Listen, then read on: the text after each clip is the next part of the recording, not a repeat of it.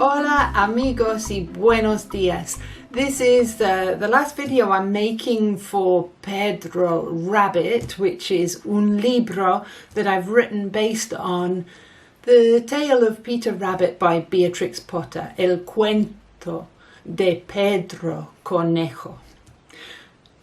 La idea is to help los niños to absorber un poco de español.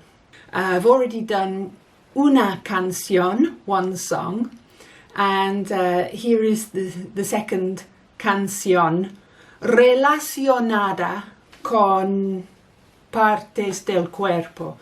And it comes from este libro, this wonderful book, Let's Sing and Learn in Spanish by Narida Smith. Lo recomiendo, and there's a link in the description for you to buy that book. So we're going to learn cabeza is your head, cabeza. Cintura is your waist. I'll have to move back. Rodillas are your knees, and pies are your feet. Okay, so we have cabeza, cintura, rodillas y pies. Cabeza, cintura, rodillas y pies. Cabeza, cintura, rodillas y pies. And then it goes, vamos a cantar, which means we are going to sing. Okay?